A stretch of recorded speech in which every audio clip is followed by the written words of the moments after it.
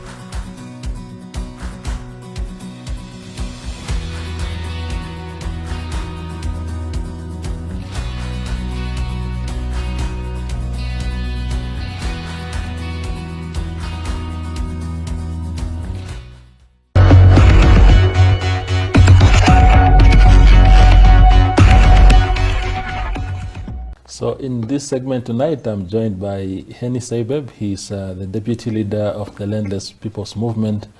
He has a very cozy title that I cannot tell you. Welcome to the show, my man. Thanks. I'm very much humbled to be on this show. Certainly we are going to have a good discussion. Yeah, hopefully, yes. Thank you very much. So let's talk first about what inspired the formation of the LPM. You were there right from the beginning, particularly yourself and Clinton Swartboy. What birthed this idea? Yeah, if we analyze the Landless People's Movement from the prism of the historical materialism, we can probably perhaps go back a few more years when we were students. Myself, Bernard Swartboy, and our operative secretary, Edmund Isaacs, at the University of Namibia. We used to have what we called the Political Science Club, the caucus, and also we used to have what we call the Pan-African Student Society. Now, already in the year 2000, 2001, we used to engage around issues of land. Now, remember that time, especially the year 2001, land question was very hot in Southern Africa. You will have the land question in Zimbabwe, also in South Africa, and in Namibia it was taking off. So then, as the chairperson of the Political Science Club of the University of Namibia, called the caucus, I organized a very good, a revolutionary workshop on the land. We had the ambassador of, the High Commissioner of UK, Britain. I think his name was Brian Donaldson. We had Ambassador Mary Mubi from Zimbabwe. We also had the former Vice Chancellor of the University of Namibia, Professor Lazarus Angora. I think he was still at the Multidisciplinary Research Center at UNAM. And also Pendile Davids from the unions, the Farm Workers Union. And we had a nice discussion around issues of land. So ours is it's a historical commitment. And then when now the Bernard Swartboy became governor in Karas region, he took what we used to discuss already from the university as a matter of implementing it as a regional governor in Karas. And then when he was very successful in terms of bringing development to the region in a short space of 5 years, he was then promoted and elected perhaps at the SWAPO Electoral College. And as a result of that, he went to Parliament and appointed as a Deputy Minister of Land Reform. And because whilst he was there, we started to remind him, hold on, 2001, we discussed land issues. We must never forget our history, where we are coming from. So we went to the Damara Kaup Festival in Ogombahe, and from there we went to Wakanas, the festival there of the Koper Traditional Authority. And then what happened afterwards, he was outspoken, because we told him, you can't sleep on our historical mission, which is to speak out whenever you have a chance. So he spoke out about the land reform process, which was unfair and not rightly managed by the then minister of land reform, Utoni Nuyoma. He couldn't understand anything as far as land reform is concerned. So he spoke out, and opportunistically, the president, Hage Geingob, made sure that he got fired. First from the parliament, and the rest, as they say, is history. It's history. Indeed. Just tell me about your time in SWAPO. You were active in youth politics of the ruling party at the time, and you were a full-time employee of the party. You worked at the headquarters of the party. Was that because you believed in SWAPO and its cause, or because you needed a job? No. Look, when I was in SWAPO, more especially at the SWAPO Youth League, of course, what attracted me was the historical, the history of the party. And more so, there was at the time, or since 1990, we thought there would be progressive policies. And then SWAPO was sold as a sole authentic whatsoever, that will liberate us from poverty, inequality, unemployment, the triple challenges that we are facing today. So me having been part of it was to think, let's try to influence and to solve some of the problems that we are facing today. More so, my friend now again, Bernardo Swarbo, was a spokesperson of the SWAPO Youth League, and my good friend, Dr. Elijah Gurare, was there, also as a secretary. So we thought it is an opportune time to push forward for the radical economic development that we really want to see in this country. Mind you, during Dr. Elijah Gurare's time, the only progressive time post-independent era is that we managed to have what we call the Economic Transformation Workshop, which now influence the cabinet resolutions directly. We produced a paper. Also, we organized and engineered what we call African China conference, youth conference. And it brought 60 business personalities from China, 60 African youth activist business personalities from from Africa, and also 60 from Namibia. So through those efforts, we were able to influence under the FOCAC, Forum on China-Africa Cooperation. We were able to influence and to direct. These conferences were supposed to be biannual. I think from Namibia, it went to Tanzania and so on. I don't know whether he's still alive. You got to ask the Chinese High Commissioner or Ambassador about that one. But my time was, at least at the policy level, especially at the Youth League, it was very progressive. You could see that we were not only talking, we were also able to influence the narrative in Namibia. We were writing, for example, articles. We even produced a book. It was capturing our hopes, aspirations, and interest. But now I felt that it was betrayed. The party has not taken up on most of the commitments and the forward-looking, futuristic politics that we were advancing at the time. And I think the Secretary General of SWAPO at that time, Pentukeni Ivula Itana, I was working for her as a special assistant, was able to influence to a certain degree some of the things. At least she was not anti-youth, anti-women, as opposed to the current Secretary General now. Of course, with Mbumba, Nangolo Mbumba, everything collapsed. He didn't handle the portfolio very well. He never had any ideological, any philosophical, and any programmatic agenda which was able to influence the current president to drive our economy forward. So, and especially at the land reform aspects, the ancestral land claims as you hold, the agrarian reform, which are very dear to us. Yeah. They didn't want to touch because they brought in a neoliberal president, the president that believes in neoliberal economics, neoliberal politics, who himself delegitimized himself from the masses of the people. And then everything collapsed. So we said, we couldn't, I can't continue with such a political formation. And also, Mr. Bernardo Swartboy rightly also rejected it.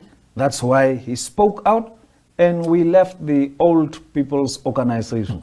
Hence, we formed the Progressive Revolutionary Landless People's Movement. Okay. So, Swartboy was fired. You quit on your own? Or how did you leave the party? No. Both of us left. Swartboy was actually recalled from Parliament. Yes. Based on the insistence by the extraordinarily angry Hage Geingob. So he was recalled. Remember, at that time, there was still a division. Some of the Politburo members wanted to continue with Swartboy to say, look, let's just redirect the energies that these young people have.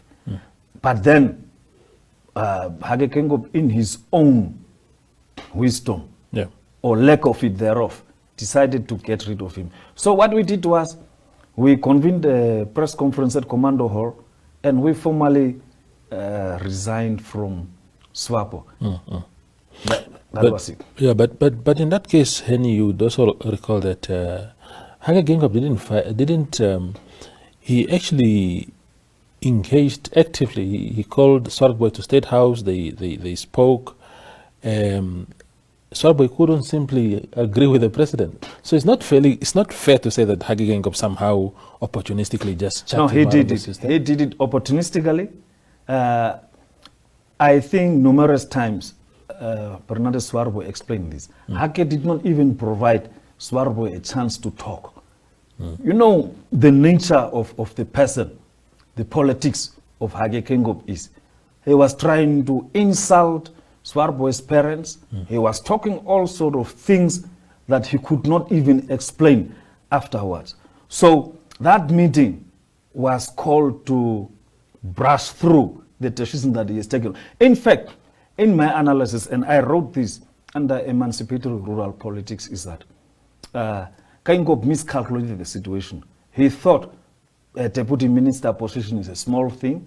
He thought that Bernardo Swartboy won't be able to constitute a strong material force against SWAPO and himself. And what happened when he left immediately, in fact, the day that he was fired by Geingob as the Deputy Minister of Land Reform. In Windhoek, we had demonstrations. In Getmans, we had demonstrations, and also in Walvis Bay. So for the first time in the history of Namibia, even when Hitipo Hamutenya and Kaire Mbwende were fired by the extraordinarily corrupt Senuyoma, this never happened. This never happened. So for a deputy minister being fired and people standing up and offering their solidarity, also the traditional authorities played a role. They played an immense role. If you look at the day that President Geingob gave Bernardo Swartboy a letter, I was speaking that night at Commando Hall.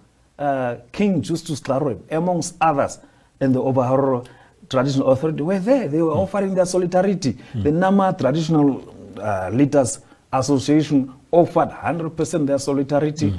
And that's why I'm saying he became a zeitgeist of our era, because he was having and talking about the right matters on the spot, which in his own misanalysis, Geingob missed.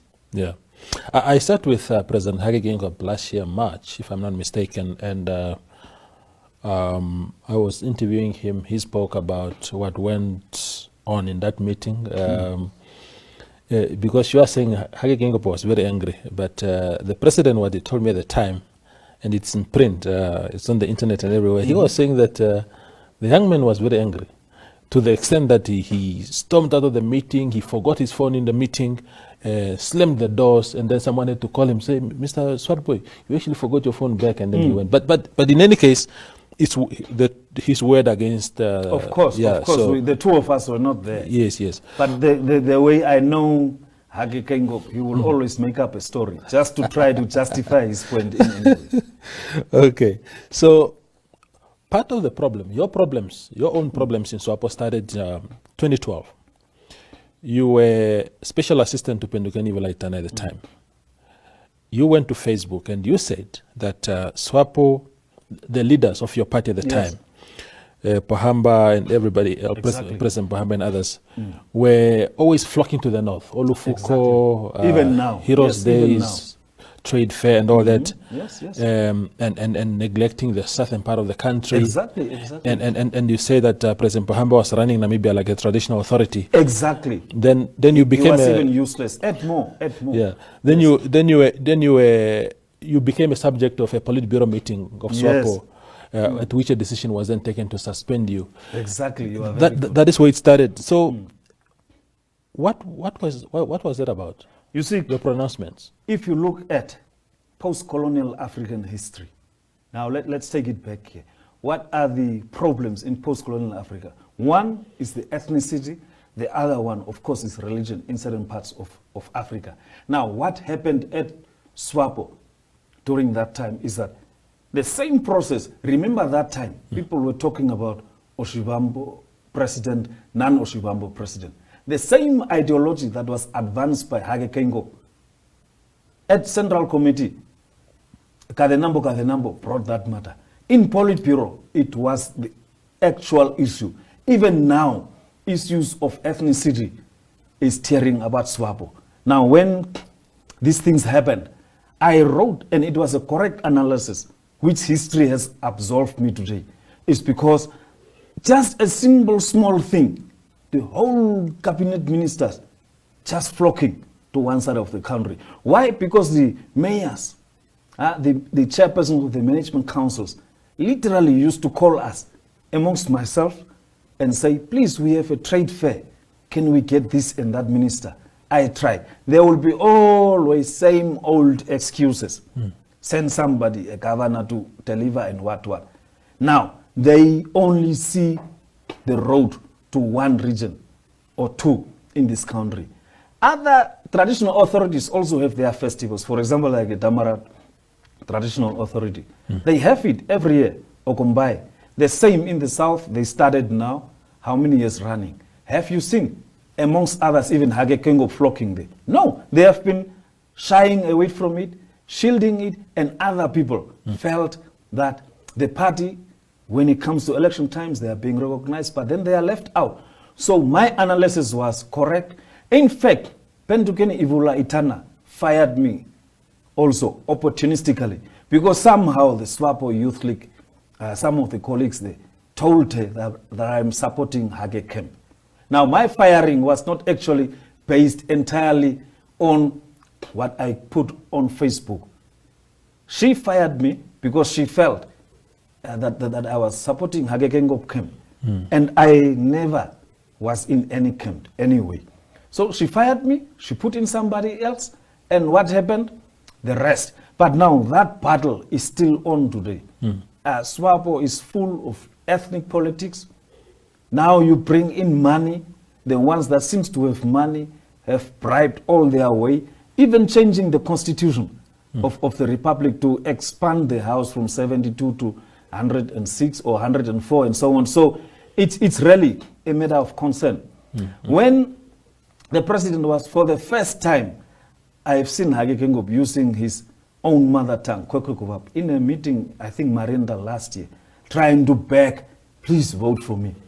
So the ethnic politics has cut across SWAPO so deeply. And the cliques that seems to have existed in SWAPO, I'm now talking of it, the Omosati clique, the Kwanyama clique, the Donga clique, those things are real. Now, if SWAPO wants to change, and they must not lie to us because we are not kids, is that they must deal with the ethnic politics that they have.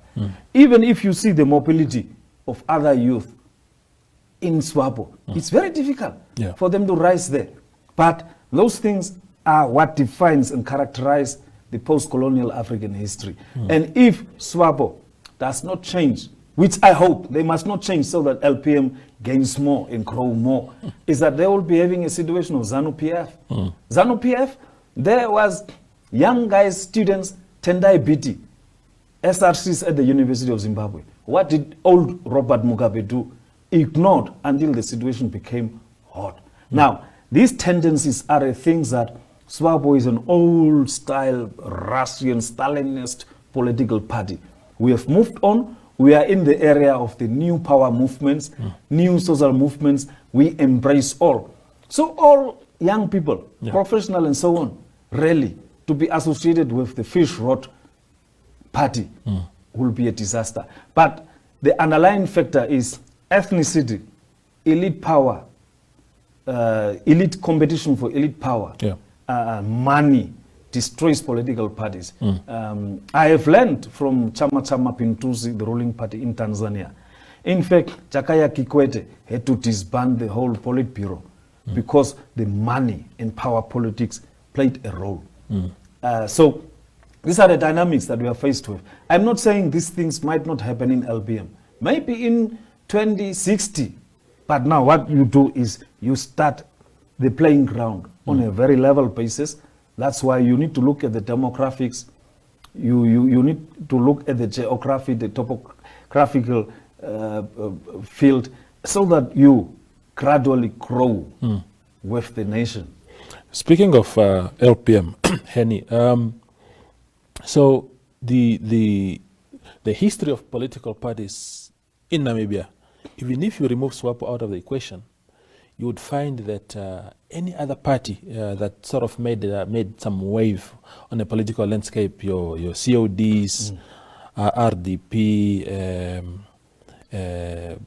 PDM, the Kaura versus Venani. Somehow there's always that gradual growth of disunity in these parties. How would LPM navigate its way around those kind of issues? Because they're inevitable. It's a very critical question, Toivo, that you're asking. At least we are moving from not so critical questions to very critical questions. Last weekend, the Political Action Committee of the LPM had a meeting. We, ourselves, tabled a paper called The Weaknesses of Opposition Parties in Africa. Now, part of what you are saying is that what we were addressing. One of them is the internal party democracy and also the politics of ethnicity, lack of mass space, lack of funding, the elite competition for elite power in the parties, and representation and so on. So we looked at, I think there were 10 factors that we look at that affects the performance of political parties.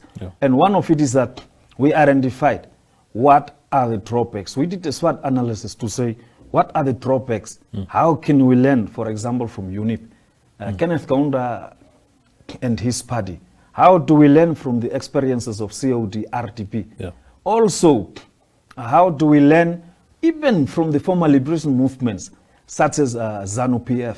Remember, they lost one-year elections against the MDC. Morgan Tsvangirai defeated Robert Mugabe and ZANU-PF hands down.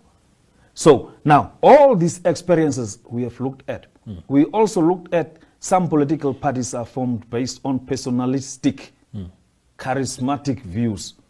So we look at all of it, and our analysis is that if you don't start your party on a strong ideological, philosophical, programmatic agenda, you will face those problems. Now, we take it systematically. We are now in a transitional phase, in the founding phase of LPM. So what we need to do is have the constitution cemented, have a political agenda that explains why you must become a member of LPM. So all these things are clearly laid out. Succession planning, all these things, you must discuss it with the members directly head on. Because the friction is mostly, and these are what the political scientists are saying, is that the friction always starts if you don't have the internal party democracy, plus if you don't have a good succession planning. So most of the parties that we witness failing. Look at COPE in South Africa, for example. Even a former liberation movement like the Pan-Africanist Congress today, I don't know whether they have now a representation in parliament. So image and COD is now 0 for the past 2 elections. RDP, 1. So we carefully study. And the good thing, which some try to do and fail to unseat us, is that the good thing is that the leader, Bernard Swarboy, myself and our operative secretary, and some others, were a core group of the political science club students at the University of Namibia. So before we even dreamed about LPM in the year 2019, we already had a good track record. We were first friends, we were also family friends, but also we used to engage each other at the university, at NANSO, for example, when Bernard Swarbo was the president of NANSO. So we formed a core group of students that are unshaken. Many tried to infiltrate. They tried to send people, tried to send money to offer bribes to some of our young leaders, but they were rejected systematically. And then, as we say, we will remain very strong. And I can only predict, we were robbed. In actual fact, we were having 22 seats, but we were robbed by ECN and SWAPO. Now, we are only going to increase from 4. Imagine that time we had 0 money. I think it's your newspaper who wrote that LPM is broke. They don't have money to go for it. You are also naughty. But it's the honest truth. We had 0 money. That's why you did not, if you analyze it carefully, we did not really have much of a campaign because we did not have money. But now, at least we are getting something. Regional and local authority elections are coming. We are going to sweep. We will govern some municipalities. We are going to govern some regions. I'm saying those who were talking terrible things and predicting that we are going to die a natural death are doomed. In fact, some of the political analysts, and this is where the role of the media must come in. Some of the political analysts that are SWAPO, like Dr. Hoveri Rwako, Fanuel Kapama, Graham Hopwood, those guys are, LPM will only get 1 seat. I think they must go and revisit their thesis, the doctorates and so on that they read, because they completely misanalyze us, and we have surprised them. Now I think our representation will be even more at the national council level, and it will be more at the municipalities level. You've touched on some things, Henny, that in my analysis, some of the causes of why political parties actually start having those internal squabbles. And that is when a party, you spoke about UNIP of Kenneth Kaunda, when a party is identified with a leader or two. In your case, of course, you spoke about how you and Bernardes started already engaging and becoming friends ideologically and otherwise at a very early age. A lot of people, when they think of LPM today, you guys, the two of you, are the poster boys of the party. And it's good that you talk about developing a constitution and internal machinery, so that then eventually when there are democratic elections and stuff like that. In South Africa, LPM, EFF, people are talking about Malema being sort of the guy there. Sometimes people do not even cannot even contemplate the idea of standing against him at the party's congresses, but at least they have those congresses. But that is the background I'm asking. But let's talk about your party still. You guys are in parliament now. Yes. The basis upon which you were elected by a lot of people is the land question. Yes. But tell me first, your first day in parliament, there were issues there. I think I saw a video in which you are being pulled apart by, you were confronting someone physically and people had to step in. What was that about? Yeah, in fact, you are right. What happened is that allegedly, Utoni Nuyoma, who is always anti-LPM, anti-Swarboy, anti-woman, hetero, misogynist, patriarchal person, started to instigate Bernard Swarboy. And then he reacted. Remember last year in August, he lost his mother. He buried his mother. And then this mother, Utoni, freshly reminded him.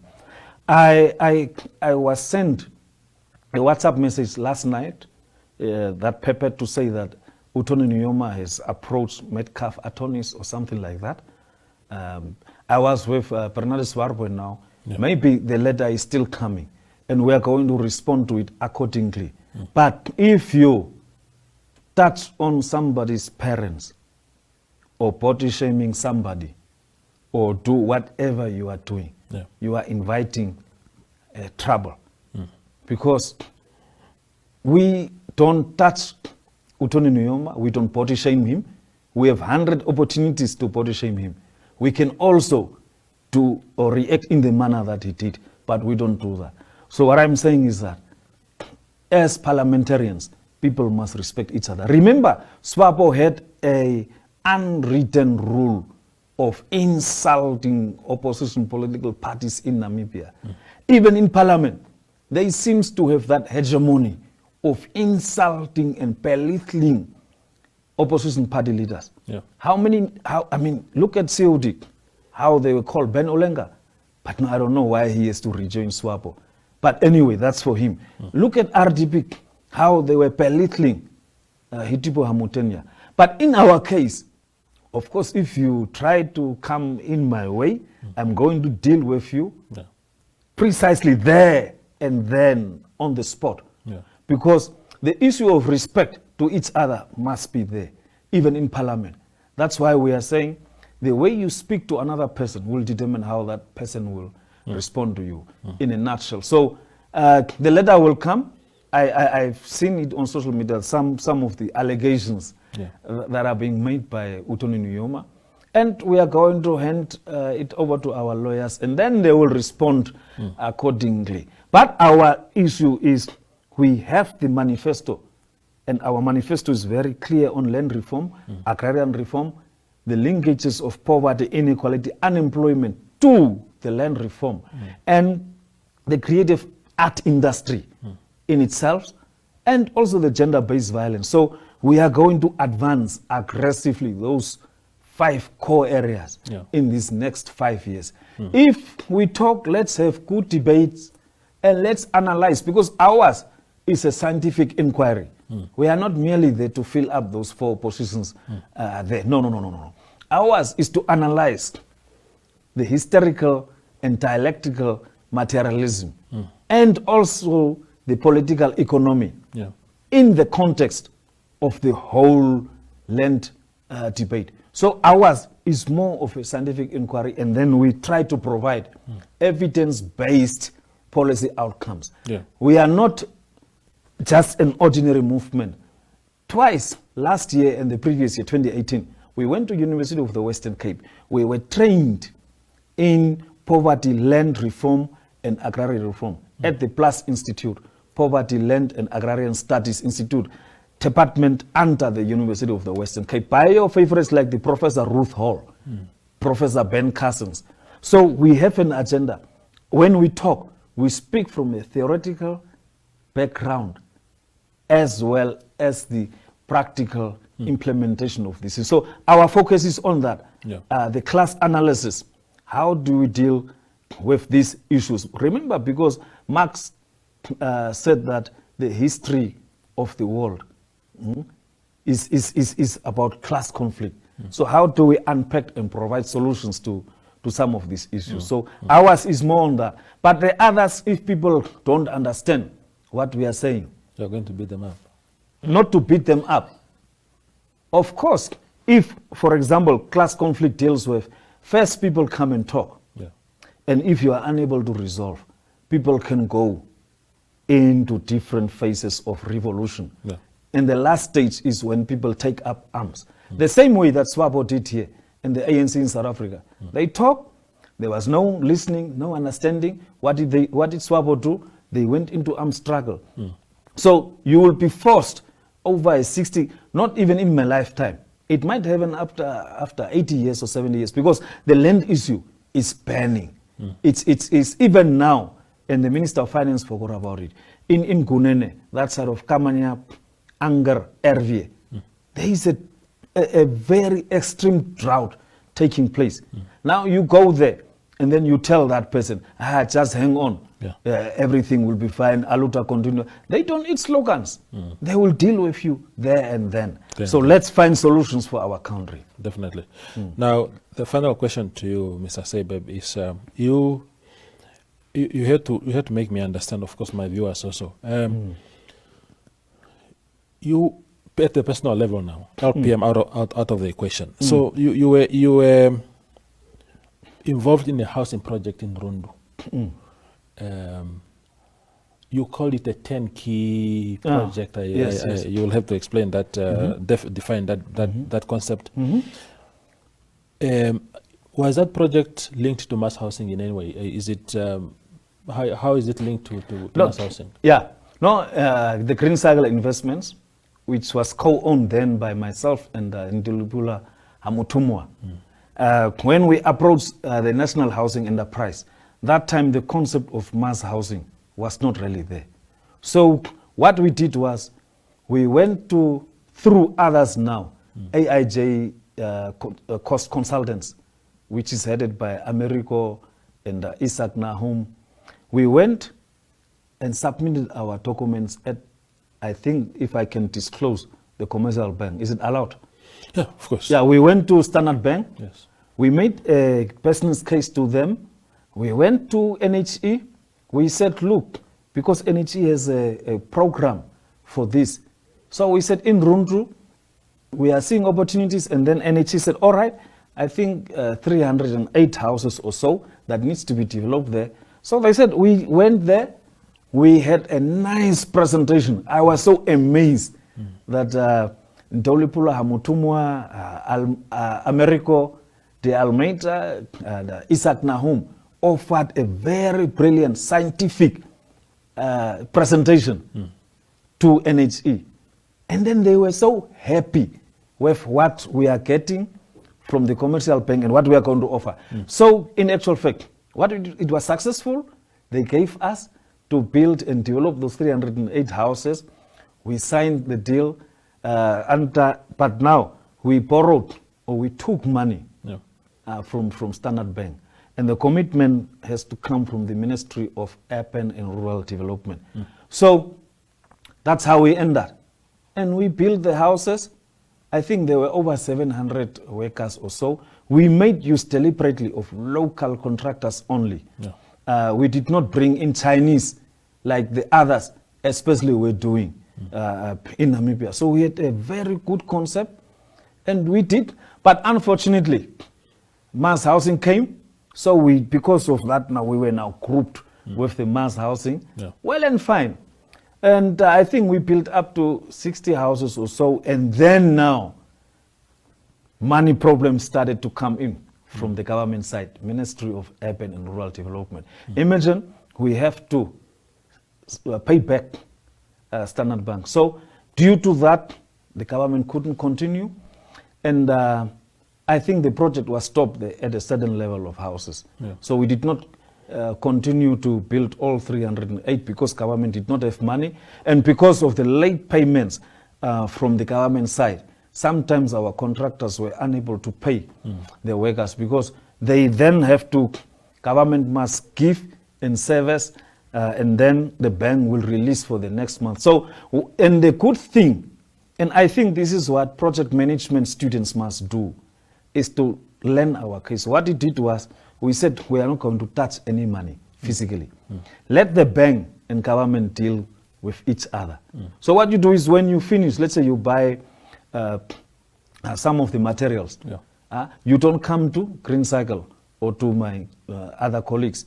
You submit, and then they make a request to the bank, and the bank deals with us. So I think if Development Bank of Namibia and if SME Bank had followed a similar model, they would have been very successful because it's very also dangerous and it's risky to give people a bulk of money in their hands. Let the bank deal directly with the suppliers. Pay the suppliers what, you just collect, go build and finish. So once you are done, you get the certificate. In this case, NHE, I think, gave us the certificate. And I think also the bank itself said they were satisfied. I think they were also given a certificate. Jason Kasuto, I think, sent me a certificate even to my mail to confirm that. Jason Kasuto is part of the high panel for this economic whatsoever thing that they wanted to do before the COVID attacked them. Well, what is the status now?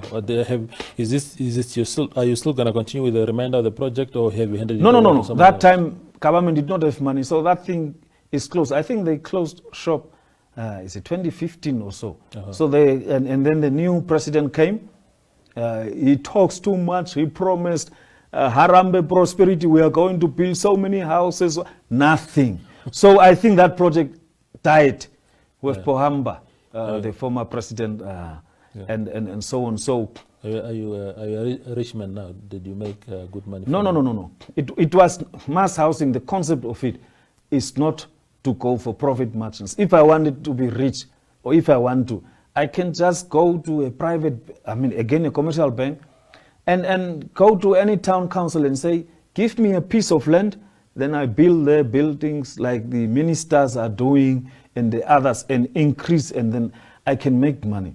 And there are other ways, but ours was a social aim. We were trying to chip in and assist NHE, at least to shelter many, because remember the slogan then of NHE was affordable housing. So we were trying to fill that gap. So there was no need even for, so there is this misconception that with social housing, people are really making millions. Maybe if they are making, I don't know what strategies they are using. Maybe they need to tell us what strategy they are using, and maybe organize a seminar where they invite all prospective Namibians and do such. Not rob people like the fish road guys are doing of their money. Thank you very much, sir, for coming through, man.